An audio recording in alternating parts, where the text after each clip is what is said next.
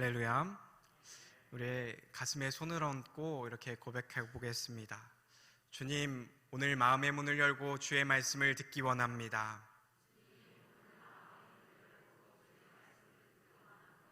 주님, 오늘도 말씀하여 주옵소서. 말씀에 능력이 있습니다. 말씀에 생명이 있습니다. 들은 만큼 변합니다. 들은 만큼 열매 맺습니다. 아멘. 오늘 주시는 주님의 은혜로 말미암아 우리가 주님을 닮아가고 따라가는 주의 백성들 되시기를 주님의 이름으로 축복드립니다. 오늘 말씀에는요, 사도 바울이 로마의 감옥에서 에베소 교인들에게 쓴 편지의 내용들이 담겨져 있습니다. 특별히 오늘 본문은 사도 바울의 기도의 내용들이 담겨 있죠. 오늘 본문 14절, 15절에는 이렇게 이야기하고 있습니다. 이러므로 내가 하늘과 땅에 있는 각 족속에게 이름을 주신 아버지 앞에 무릎을 꿇고 비노니. 사도 바울은요, 이 땅의 주관자가 누구인지를 명확히 알고 있었습니다. 지금 계속해서 세례 교육이 진행되고 있거든요. 세례 교육 가운데 하나님은 어떠한 분이신지에 대해서 질문이 있습니다. 그곳에 답 가운데는 이런 내용이 담겨 있습니다. 그분은 영원히 존재하시고 지혜와 힘이 무한하시며 거룩하시고 진실한 분이라는 내용들이 담겨 있습니다. 하나님은 우리를 만드시고 계속해서 우리를 인도해 가시며 그 지혜와 힘이 무한하시고 거룩하시고 진실한 분이십니다. 사도 바울은 그것을 알고 있었던 것이죠. 그래서 그렇게 고백하는 겁니다. 내가 하늘과 땅에 있는 각 족속에게 이름을 주신, 이렇게 고백하는 것이죠. 각 족속을 창조하시고 이 땅에 보내신 분이 누구인지 사도 바울은 명확히 알고 그분께 기도하고 있습니다. 사도 바울은요, 에베소 교회를 포함해서 그 당시 아시아 교회들이 이방인들과 유대인들이 섞여 있었기 때문에 늘 분열의 위험이 있었음을 알고 있었습니다. 그렇기에 유대인이든 이방인이든 그 누구든 그 시작은 주님이심을 고백하는 것이죠. 그리고 그분께 기도하고 간구하고 있습니다. 이것이 우리에게 굉장히 중요한 포인트입니다. 우리의 정체성이 어디 있든 간에 하나님은 각 족속을 만드신 분이고 우리의 주인이시며 모든 존재의 의미가 되신다는 이 사실이 우리에게 큰 고백으로 나아가기를 바랍니다. 그런 주님은요, 구약에는 두려우신 분이셨습니다. 심판을 하시기에 이스라엘 백성들에게 두려운 분으로 다가왔습니다. 하지만 이제는 심판하시는 분이 아니라, 그런 두려운 분이 아니라 친근한 분이십니다. 15절 본문에 나오는 아페라는 단어가 있습니다. 이 아페에 해당하는 헬라어는요, 프로스입니다. 이 프로스는 친근한 사람과 마주보고 있는 것을 나타내고 있습니다. 그러니 이제 사도 바울이 무릎을 꿇고 주님 앞에서 기도하는데 그 하나님이 두려운 존재이기도 하지만 그분이 친근한 아빠, 아버지 같은 그런 존재인 것이죠.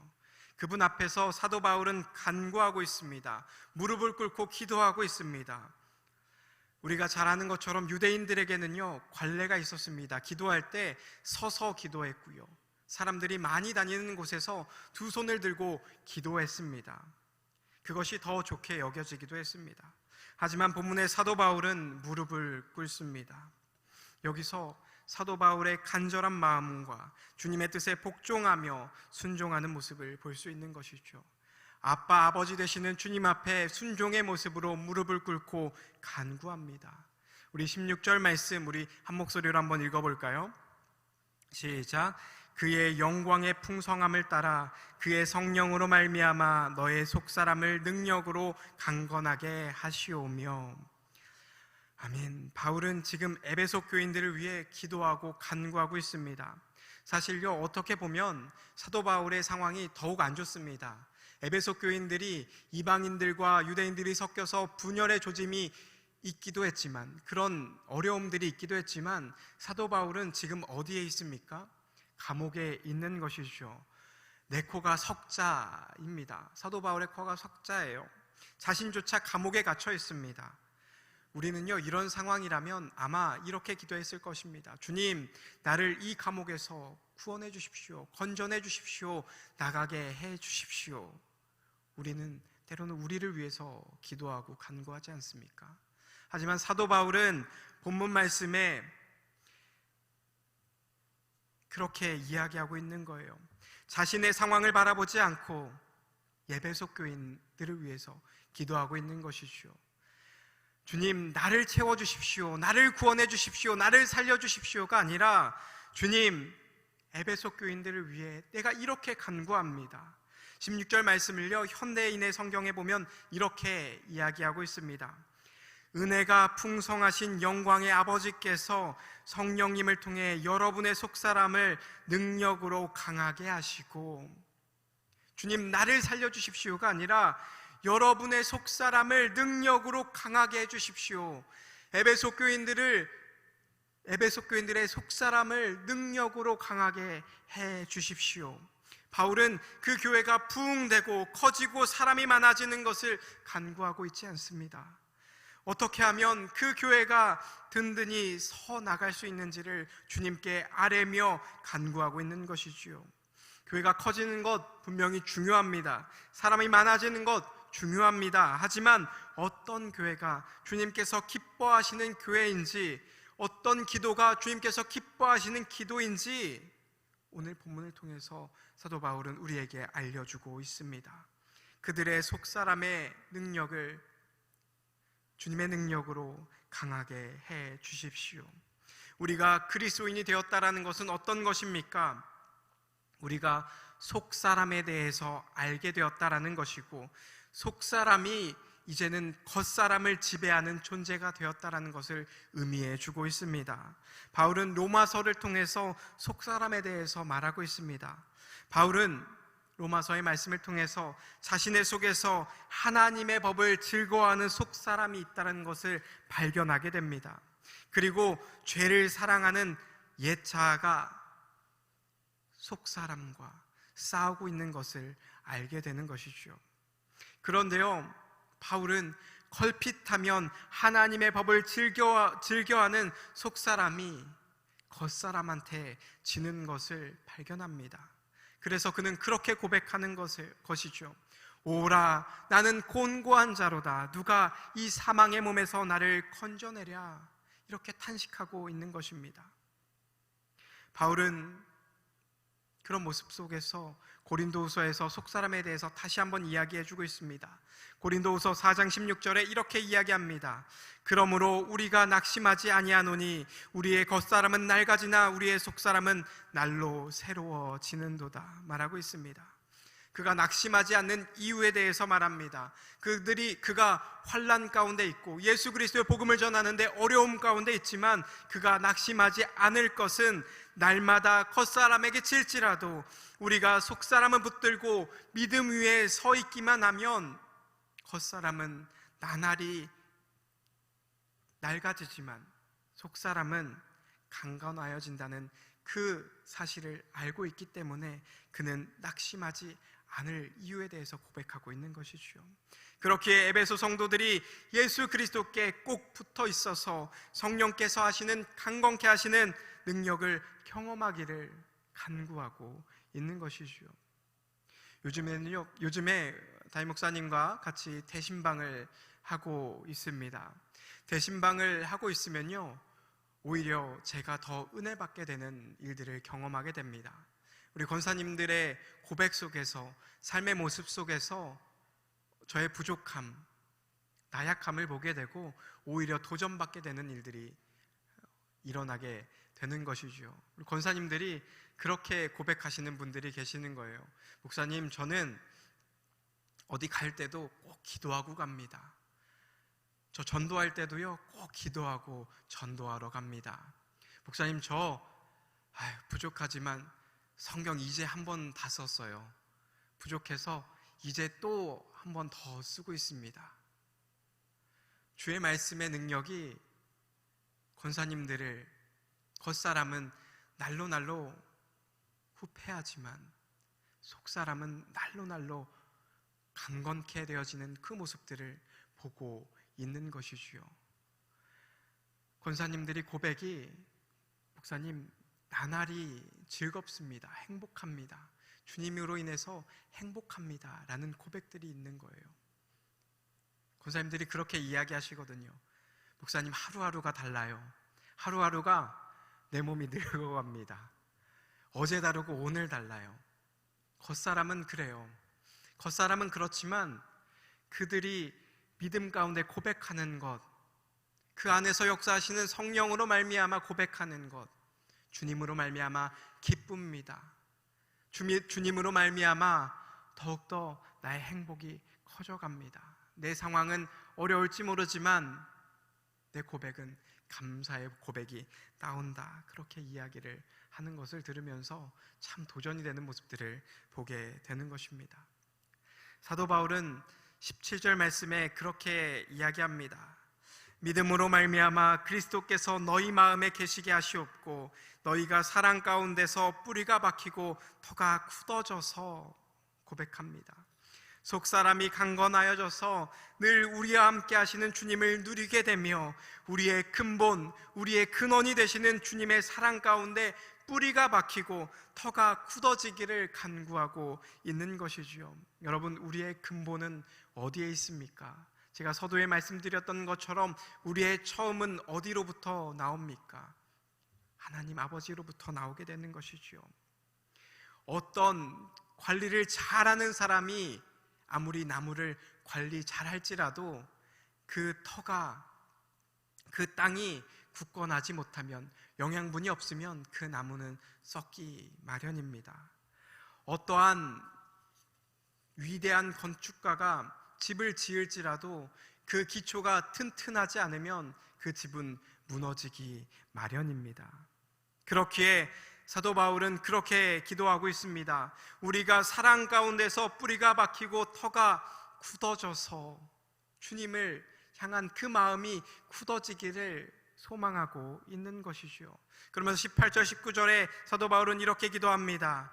능히 모든 성도와 함께 지식에 넘치는 그리스도의 사랑을 알고 그 너비와 길이와 높이와 깊이가 어떠함을 깨달아 하나님의 모든 충만하신 것으로 너에게 충만하게 하시기를 간구하노라. 그렇게 주님의 사랑을 누린 우리가 강건하여져서 그리스도의 사랑을 알아야 된다 말하고 있습니다. 그런데요, 그것이 그저 그리스도를 아는 지식에서 그치는 것이 아니라 지식에 넘치는 그리스도의 사랑을 알게 되기를 기도하고 있습니다. 지식에 넘치는 그리스도의 사랑, 이것은 사도 바울이 어떤 비밀한 것을 깨닫고 고백하고 있는 것입니다. 사도 바울은 예수 그리스도의 사랑과 은혜의 비밀이 얼마나 귀하고 소중한지 경험한 것이죠.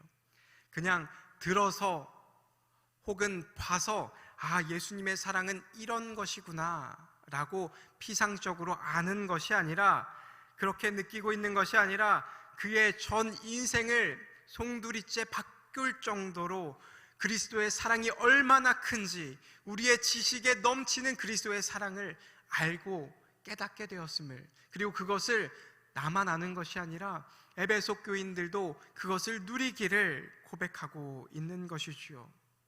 여러분, 주님의 사랑은 우리가 측량할 수 없는 사랑입니다.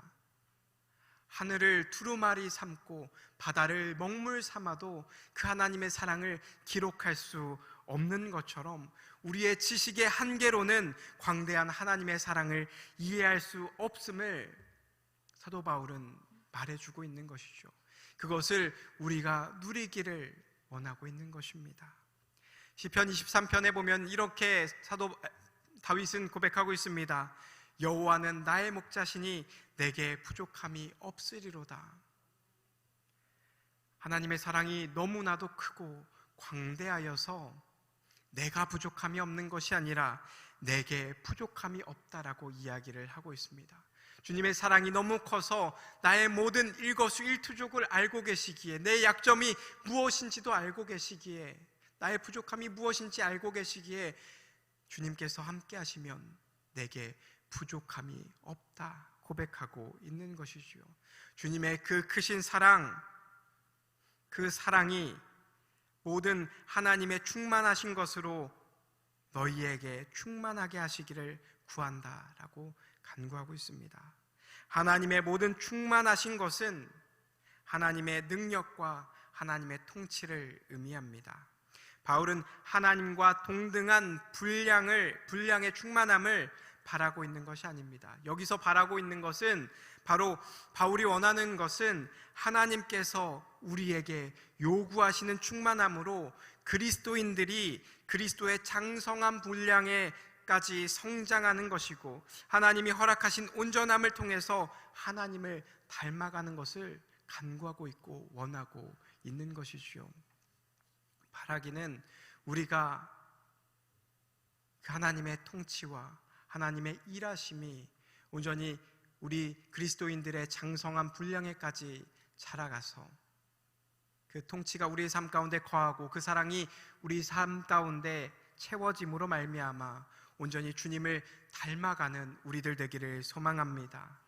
이 모든 것들은 우리 안에서 일하시는 성령의 능력과 또한 17절에 말하는 그리스도께서 우리의 마음에 계심, 그리고 그리스도의 사랑을 아는 것을 통해서 성취될 수 있다고 이야기를 하고 있습니다.